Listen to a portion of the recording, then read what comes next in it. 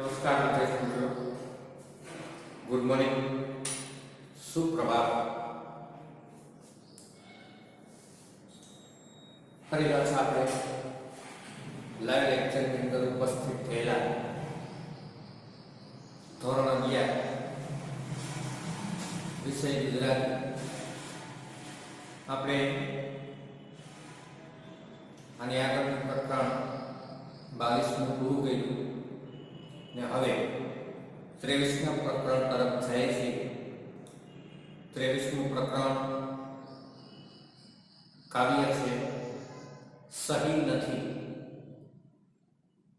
આ પ્રકરણ જે આપણા સમક્ષ જે મુકાયેલું છે એના લેખક એના કવિ જલાલુદ્દીન શાહલુદ્દીન અલ્વી, આ એનું પૂરું નામ છે જલાલુદ્દીન શાહલુદ્દીન અલ્વી, એનું પૂરું નામ છે। સાહિત્ય પ્રકાર આપણે જોઈએ તો ગઝલ છે। સંગ્રહની જો વાત કરીએ તો સંગ્રહની અંદર જલન આખો સંગ્રહ છે, એ સંગ્રહમાંથીને એક અંશ અહીં લીધેલ છે। ઉપનામના સ્વરૂપે આપણે જોઈએ તો જલન માત્રી તરીકે આ કવિ ગઝલકાર આપણે ઓળખાય છે। અહીંયા ગઝલ જે છે એ એક પ્રકારની અરબી ફારસીનું જેમ કે શકાય ભાષાનું સાહિત્ય સ્વરૂપ છે। ગઝલની અંદર બબે લીટીઓને એક શેર તરીકે ઓળખવામાં આવે છે। એમાં ગઝલમાં રદીફ અને કાફિયા આ બે હોય છે। જેમ આપણે ગુજરાતી ભાષાની અંદર કાવ્ય જે હોય એમાં ધ્રુવ પંક્તિ અને ટેક હોય, એમ અહીંયા રદીફ અને કાફિયા હોય છે। બે પંક્તિઓને એક શેર કહેવામાં આવે છે। ગઝલ ની અંદર જે વાત જે કરેલી છે સહી નથી, વાસ્તવિક વસ્તુની જે ઓળખ જે છે એ વાસ્તવિક વસ્તુ આપણા સમક્ષ મૂકેલી છે। વાસ્તવિકતા કોને કહી શકાય કે પ્રત્યેક શેરની અંદર ગઝલકારે સ્વતંત્ર રીતે વસ્તુને પ્રગટ કરી છે। હવે માનવની જિંદગીની અંદર એમ કહી શકાય સંતુષ્ટ નથી। આજે આપણે કે માણસને સંતોષ નથી, તો વાસ્તવિક વસ્તુ કઈ છે કે સંતોષી નર સદા સુખી। જે માણસ સંતોષ ને પ્રાપ્ત કરે છે એ માણસ સુખી છે, પણ જે માણસ ને સંતોષ નથી એ માણસ દુઃખી છે। પછી ઈશ્વરની પાસે જેમ કે શકાય શ્રદ્ધા, બંદગી જેમ કે શકાય પ્રાર્થનાઓ જે થતી હોય છે, તો આ પ્રાર્થનાઓ એમાં એકાગ્રતા નથી।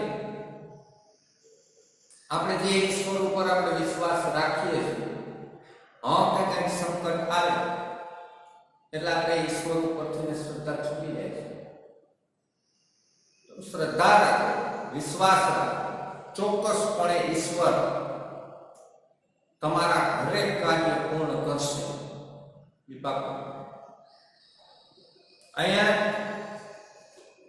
આજે આપણે જોઈએ છીએ કે ધર્મના નામે રમખાણો થતા હોય છે। ધર્મ કોઈ દિવસ ઝઘડો શીખવતું જ નથી, કોઈ પણ ધર્મ, હિન્દુ, મુસ્લિમ, શીખ, ઈસાઈ, પારસી, કોઈ પણ ધર્મ, પણ આજે એની અંદર રહેનારા જે વ્યક્તિઓ છે એ વ્યક્તિઓ જેમ કહી શકાય કે બદમાશ થઈ ગયા છે, અને એ વ્યક્તિ પોતાનું પ્રમાણમાં એ સારું બતાવવા જતા હોય છે, પણ વ્યક્તિ સારો ત્યારે જ થાય કે જ્યારે એના હૃદયની અંદરથી જે માનવતાનો ગુણ પ્રગટે, ઈશ્વર પ્રત્યેનો જે ગુણ પ્રગટે, પોતાના ધર્મ પ્રત્યેનો જે ગુણ પ્રગટે, ત્યારે જ માનવ બને છે. બાકી જીવનની અંદર આવા તો કેટલાય આવતા હોય. પછી બીજી વાત કરી છે કે માણસની દાનત, આ માણસની દાનત છે ને અલગ જ હોય. આજ કોઈ પણ માણસ પોતાના ભાગ્યથી છે ને સંતુષ્ટ નથી, અસંતુષ્ટ છે. કારણ કે માણસ આજ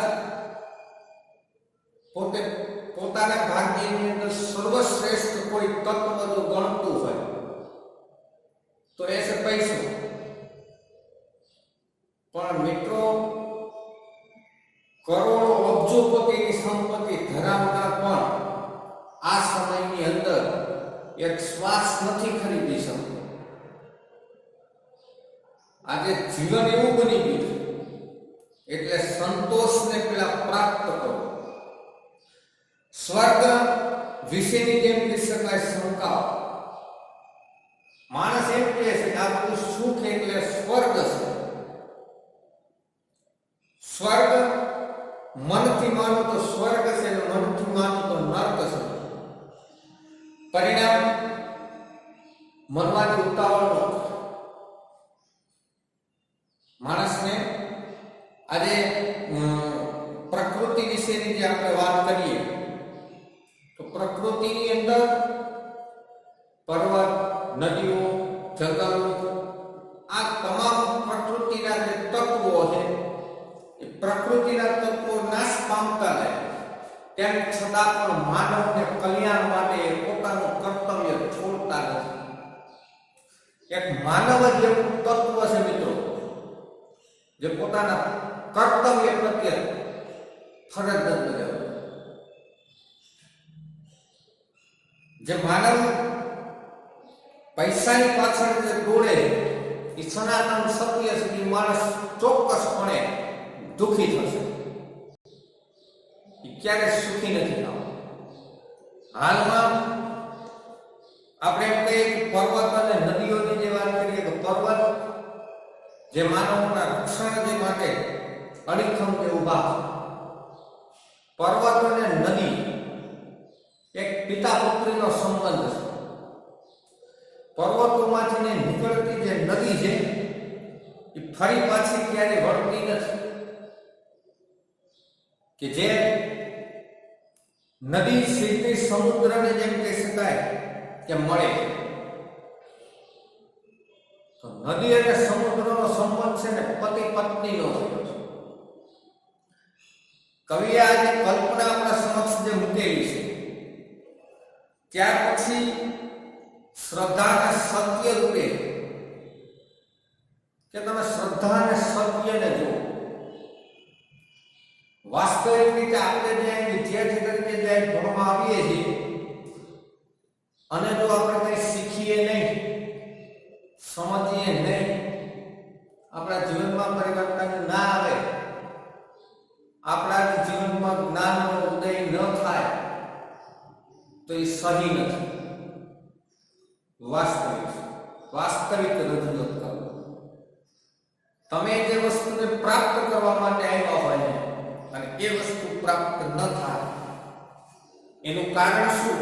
તો કે સત્ય નથી તમારી પાસે, તમને શ્રદ્ધા નથી, વિશ્વાસ નથી. એ શ્રદ્ધાને એક વિશ્વાસ જે છે, શ્રદ્ધા જેવું કહી શકાય કે સર્વસ્વ, કારણ કે સર્વસ્વ જે માનવામાં આવે. અને કોઈ પણ બદમાશ માણસ હોય એ ક્રૂરતાપૂર્વક જેમ કહી શકાય આપણા સમક્ષ વર્તન કરતો હોય છે,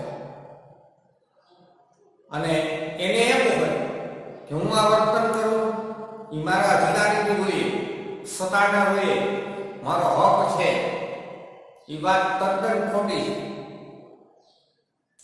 કારણ કે કોઈ પણ રાજા હોય એ રાજા પોતાના પ્રજાઓ પર હક ના જમાવી શકે, એના હિતને ધ્યાનમાં રાખે છે. એનો ગુલામ નથી, પ્રજા એની ગુલામ નથી. પણ કોઈ પણ સત્તાધિકારી, કોઈ પણ રાજા એના હેઠળ જે કોઈ વ્યક્તિ આવે છે એને ગુલામી તરીકેનો વિચાર પ્રગટાવે છે. તો આ વાસ્તવિક નથી, આ સહી નથી. એટલે અહીં જે વાત કરી કે બદમાશ માણસ જેમ કે શકાય કૃપતાપૂર્વકનું જે માણસ વર્તન કરે છે એ યોગ્ય નથી. પછી જીવનમાં દુઃખ, દર્દ, પીડા અને વેદના એ પ્રભાવ આપણા સમક્ષ જ્યારે આવે છે, માણસ જ્યારે દુઃખ આવે છે ત્યારે માણસ સમજે છે, ત્યાં સુધી સમજતો નથી. ગમે તેટલું એને સમજાવો, કારણ કે કોઈ પણ વ્યક્તિ પોતાના સત્તાની અંદર મદહોશ હોય. જેમ મદિરાનો જેમ એને નશો ચડે છે, તેમ પોતાની સત્તાનો એને નશો ચડે, અહંકાર હોય છે.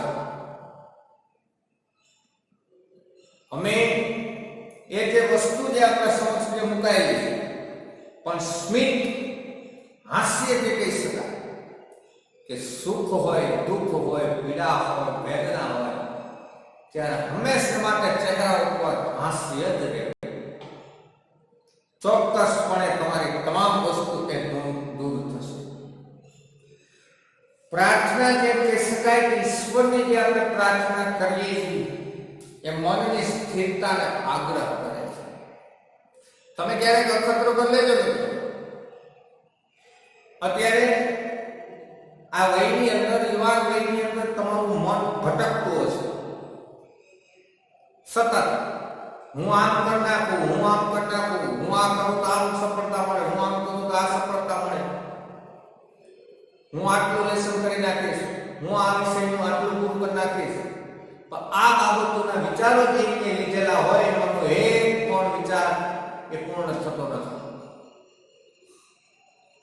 એટલે આ સમય દરમિયાન ઈશ્વરની પ્રાર્થના જેમ કહી શકાય,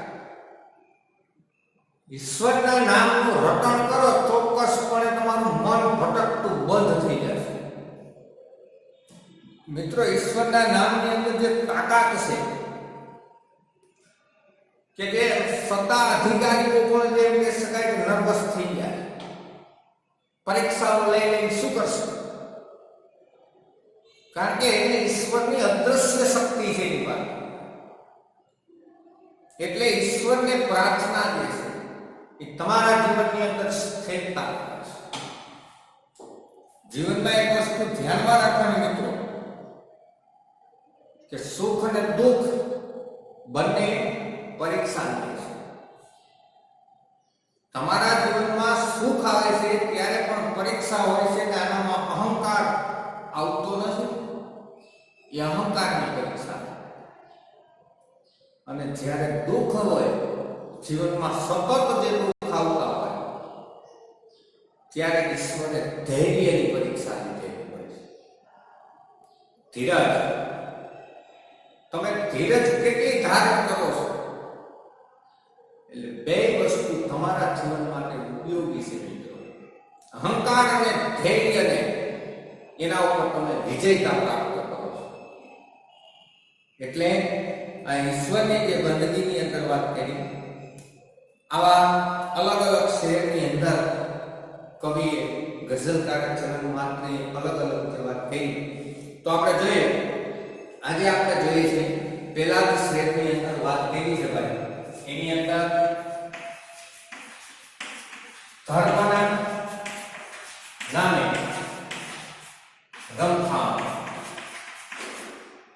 કે ભાઈ ધર્મ જે છે તો આજે કેવા રમખાણો થાય છે.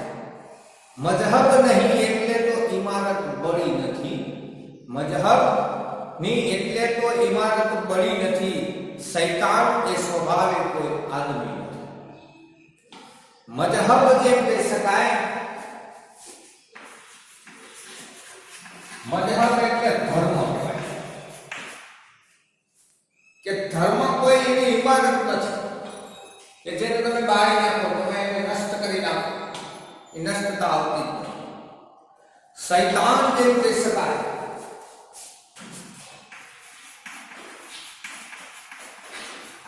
એટલે બદમાશ કહેવાય કે બદમાશ એ ખુદ જે સ્વભાવે કોઈ આદમી નથી. રાક્ષસ જેમ કહી શકાય કે બદમાશ માણસ હોય એનો સ્વભાવ વિપરીત હતો. એ સ્વભાવથી અલગ જ માણસ હોય છે. એ માનવતાનો સ્વભાવ એની અંદર હોતો જ નથી. કારણ કે જે માણસની અંદર અહંકાર હોય છે, અહંકારની વાણીનો ઉપયોગ કરતો હોય, એ જીવનમાં ક્યારેય એનો સ્વભાવ ન બદલે. પણ ધર્મ પ્રત્યે પોતાનો જે સ્વભાવ જે રાખતો હોય, બીજાના ધર્મને અવગણતો હોય, એ સ્વભાવ યોગ્ય નથી બનતો. વૈષ્ણવ સંપ્રદાયના લોકો આવા છે, સ્વામિનારાયણ સંપ્રદાયના લોકો આવા છે, અમારો વૈષ્ણવ સંપ્રદાય આમ છે, સ્વામિનારાયણ. ટૂંકમાં એમ કહી શકાય કે પોતાના સંપ્રદાયની શ્રેષ્ઠતા બતાવે કે બીજાના સંપ્રદાયની નકારતા, અવગણતા. એ માનવનો સ્વભાવ ન કહી શકાય.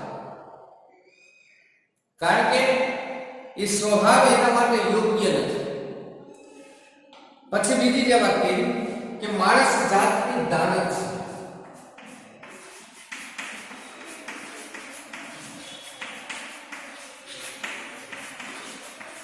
માણસની દાનત કેવી હોય છે? માણસ કેવી રીતના વિચાર કે તકદીર ખુદ ખુદાએ લખી પણ ગમી નથી. તકદીર ખુદ ખુદાએ લખી પણ ગમી નથી. સારું થયું કે કોઈ મનુજે લખી નથી. મનુજ એમ કહી શકાય. મનુજ એટલે માનવ અથવા માણસ. માનવની દાનત તો બીજાનું સારું જોઈ જ નથી શકતા. આપણે આપણું જ સર્વસ્વ ગણીએ છીએ.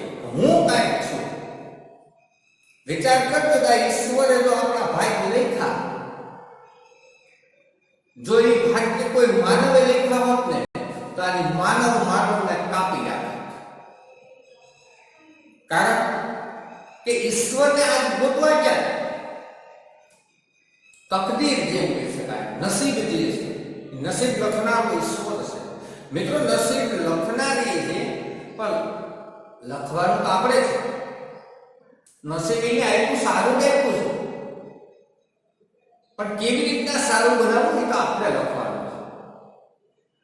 પછી આપણે બીજાના વાત કાઢીએ છીએ કે ભાઈ પેલાના કારણે મને ધંધાની અંદર ખોટ ગઈ છે, તો તું પણ એની અંદર હતો. તને ખ્યાલ હતો? આજ વિદ્યાર્થી છે તો વિદ્યાર્થીની અંદર માની લો કોઈ વિષયની અંદર નાપાસ થાય તો કઈ તો અમારો સાહેબ થોડું નબળું ભણાવતા હતા તો પછી બધા નાપાસ થવા જોઈએ. તું એ કરી કેમ? એટલે તકદીર, નસીબ જે છે એ નસીબ લખનાર ઈશ્વર જે નસીબ આપણે લખીને આપ્યા એ આપણે ગમતા નથી. જો માનવે કોઈ લેખા હોય તો આજ માનવ માનવ જેમ કે શકાય કાપને કે આવું મારું નસીબ લખ્યું જ કેમ? એટલે માનવ જાતની જેમ કે શકાય કે માણસની જેમ કે શકાય જાતની દાનત છે. ત્યાં સ્વર્ગ ના મળે તો મુસીબતના પોટલા મરવાની એટલે મેં ઉતાવળ કરી નથી. હવે માણસ છે ને અત્યારના સમયમાં સુખ સિવાય બીજું કાંઈ પ્રાપ્ત કરવા માંગતો નથી. દુઃખ તો નહીં. એ સુખ કહીએ જાય કે જ્યારે માણસ દુઃખ સહન કરે છે. એ દુઃખને પ્રાપ્ત કર્યા પછી એને સુખ મળે. પહેલાનો દુઃખ પ્રાપ્ત કર્યું પછી સુખ મળે. પેલા સ્વર્ગની જે કામના, એ સ્વર્ગ છે એ સુખની નિશાની છે. પણ સ્વર્ગ ન મળે એટલે મુસીબતના પોટલા ભરીએ છીએ. મરવાની ઉતાવળ તો કોઈને નથી. મિત્રો, કાલ લખ્યું છે તો તમે ને હું કોઈ આપણી જિંદગીને બચાવી નહીં શકીએ. એ તો માત્ર ને માત્ર એક મારો ઈશ્વર છે. એની એવી જીવાદોરી છે કે ગમે ત્યારે એ દોરીને પોતે લઈ શકે. તો સારું જીવન વ્યતીત કરીને કેમ ન જાય? એટલે અહીંયા મરવાની જેમ કે શકાય વાત થાય સ્વર્ગના સુખની કામનાઓ હોય અને સુખની કામનાઓ હોય એટલે કે 5 વર્ષ હજી જીવી જવું તો નહીં, શક્ય નથી મિત્રો. જે માણસનો કર્મ પૂરું થઈ ગયું છે, એનું કર્મ પૂરું થઈ ગયું છે, આ પૃથ્વી ઉપરનો જેમ કહી શકાય તો સમય પૂરો થઈ ગયો છે, ત્યારે દુનિયાની કોઈ તાકાત એને રોકી નહીં શકે. ગમે તેવો વ્યક્તિ હશે, એ સારો હશે, ખરાબ હશે, ગમે તેવો, એટલે મરવાની કોઈ ઉતાવળ કરી નથી. કોઈ માણસ મરવાની ઉતાવળ નથી. એના સમય પોતે આવે છે અને સમય પોતે જાય છે. ત્યાર પછી કેવા સુગંધમાં પર્વતે આપી હશે વિદાય, નિજ ઘરથી નીકળી નદી પાછી વળી નથી. વાહ! એક પિતાએ પોતાની પુત્રીને પર્વત છે, પર્વતની અંદરથી નીકળતી નદી છે, એ નદી છે, પુત્રી છે, પર્વત છે, પિતા છે. કેવા સુગંધની અંદર નદીને ત્યાંથી વિદાય કરેલી છે. અસંખ્ય માણસોનું એ કલ્યાણ થઈ જાય છે. આ પ્રકૃતિનું તત્વ છે. અને જ્યારે પોતાના ઘરમાંથી નીકળેલી આ નદી છે ને, એ ફરી પાછી ક્યારે પાછી નથી. આપણે ક્યારે જોયું કે નદીનું પાણી જે ઉદ્ગમ સ્થાન તરફ પાછું જતું હોય? ક્યારે? માણસ એક વખત એ રસ્તાની અંદર પગ મૂકી ગયા ને પછી ફરીને પાછું જોતો નથી માણસ. એટલે એ નદી જે છે અંત એનો તો ત્યાં જ થાય કે સમુદ્રની અંદર મળી જાય છે. અને નદી અને સમુદ્ર પતિ પત્ની નો સંબંધ થાય છે કે સમુદ્રની અંદર એ નદી સમાઈ જાય છે અને એ સમાયેલી નદી પોતાનું કર્તવ્ય બજાવતી જાય છે. સમુદ્ર એ ક્યારેય કોઈ તત્વને ના નથી કહ્યું. એ ખરાબ પાણી હોય, દૂષિત પાણી હોય, સમુદ્ર એ પોતાના કડાળની અંદર એને સમાવી દીધું છે. સમુદ્ર એક પતિના સ્વરૂપે જેમ કહી શકાય કે પોતાની પત્ની નદીને સ્વીકારે છે. શ્રદ્ધાનો હો વિષય તો પુરાવાની શી જરૂર, કુરાનમાં તો ક્યાંય પૈગંબરની સહી નથી. ઈશ્વર પ્રત્યેની વિશ્વાસની વાત આવી છે. શ્રદ્ધા, તમને શ્રદ્ધા હોય ને, વિશ્વાસ હોય ને તમારે ઈશ્વર ઉપર, તો ઈશ્વરના પુરાવાની તમારે કંઈ જ જરૂર નથી.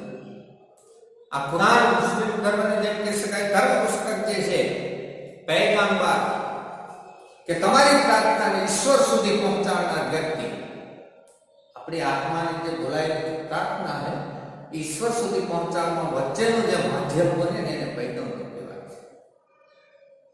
એવું પૈગંબરની સહી નથી કે હું તમારી બંદગી, તમે આ વાતો શું પ્રાર્થના કરો છો તો હું તમને ઈશ્વર સુધી પહોંચાડી દઈશ.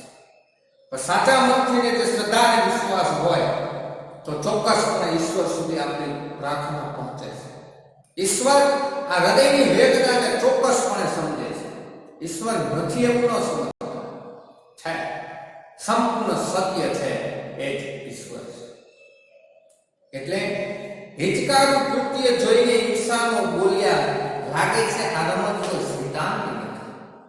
હવે આપણા જીવનની અંદર જેમ કહી શકાય કે અવારનવાર કૃત્ય, ખરાબ જેમ કહી શકાય કાર્ય, કર્મ કરનાર જે માણસો જે છે, તો એ માણસો કેવા તુચ્છ માણસ કહે છે. અને એ તુચ્છ માણસ જે છે એ હીન કોટીનો માણસ, જે કર્મ જોઈને બોલતા ખરાબ કર્મ કરે છે, એ ખરાબ કર્મોનું પરિણામ ભોગવતા, અને એ માણસ ક્રૂરતાપૂર્વક વર્તન કરતો હોય છે. કારણ કે એ બદમાશ, કારણ કે ક્રૂર ઘાતકી વર્ણન આ કેટલાય આપણે ગુંડા, આતંકવાદી, આ તત્વ જે બધા છે એ શૈતાન કહેવાય છે, બદમાશ કહેવાય. પછી આંતરિક લૂંટ ચલાવનારા માણસો પણ બદમાશ જ કહેવાય, શૈતાન જ કહેવાય. એ ક્રૂરતાપૂર્વક જ વર્તન કરતા હોય. એ માણસનું હિતને નો ધ્યાન, અને આવા માણસો જેમ કહી શકાય શૈતાન બનાવે છે. ડુબાડી દઈ શકું છું ગળા મૂળ સ્મિતને, મારી ખાને તો વસ્તુઓની કોઈ કમી નથી. હવે જે આપણે કહેવાય ગળા સુધી ડૂબેલું જે કહેવાય કે હાસ્ય જે છે એ હાસ્યને પોતે દબાવી દે છે, અને પોતાના જીવન ઉપર જે હાસ્યને પ્રગટ કરાવે એના આંખમાંથી પોતાની કને એટલે પાસે કરે છે. પોતાની પાસે અશ્રુઓની કોઈ કમી નથી. હાસ્ય ન હોય તો દુઃખ છે. એ હાસ્ય સ્મિત જે છે સુખનું પ્રતીક છે અને અશ્રુઓ જે છે એ દુઃખનું પ્રતીક છે. એટલે સુખ અને દુઃખ જેમ કહી શકાય કે ગળાની અંદર જેમ કહી શકાય હાસ્ય અને દવાનું કહે છે. તો મારી પાસે અશ્રુઓની કમી નથી.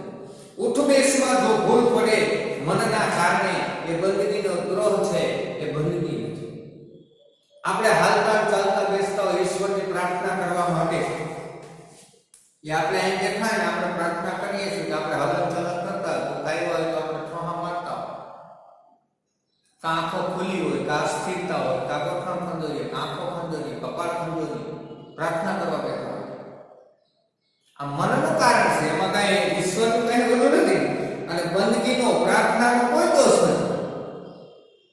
એ તો આપણી એ પ્રાર્થના પણ ન કહેવાય, કારણ કે મનની સ્થિરતા અને એ પ્રાર્થના સાથે જોડાઈને ઈશ્વર સુધી પોતે એને ધ્યાનપૂર્વક જેમ કહી શકાય કરતા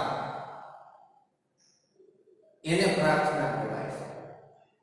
માનવ કલ્યાણ માટેની જે પ્રાર્થના, આપણા કલ્યાણ તો ચોક્કસપણે થાય જ છે. તમે માનવનું કલ્યાણ ઈચ્છો એટલે ચોક્કસ તમારું કલ્યાણ થઈ જાય છે. મૃત્યુની ઠેસ વાગશે તો શું થશે જલન, મૃત્યુની ઠેસ વાગશે તો શું થશે જલન, જીવનની ઠેસની તો હજુ ગળ ભરી નથી. માણસના જીવનમાં મૃત્યુ આવશે તો શું થશે જલન. આપણે માણસનું મૃત્યુ આવી ગયું, હજી તો જીવનની અંદર પીડાઓમાંથી પોતે બહાર આવ્યો ન હોય, એ હજી કળ ભરી ન હોય, હજી એ દુઃખ જ્ઞાન હોય મોતનું દુઃખ આવી જાય છે. એટલે જીવન વાસ્તવિક જે છે એ વાસ્તવિક જીવન આપણે જીવતા નથી, સહી નથી. જે વસ્તુને તમે સહી માનો છો એ સહી નથી. એટલે વાસ્તવિક રીતે જીવન જીવતા શીખી જવું. તો વિદ્યાર્થી મિત્રો, આપણે આ કામને અહીંયા પૂરું કરીએ છીએ. અસ્તુ, જય હિન્દ. હવે સ્વાધ્યાયના પ્રશ્નો જે છે એ સ્વાધ્યાયના પ્રશ્નો તમારે પાકી બુકની અંદર લખવાના છે. બધા પ્રશ્નો, એક વાક્યના 3 પ્રશ્ન છે, 3-4 વાક્યના 2 પ્રશ્ન છે, એક સવિસ્તાર છે. 5 પ્રશ્નો જે છે એ 5 પ્રશ્ન તમારે પાકી બુકમાં લખવા. અસ્તુ, જય હિન્દ.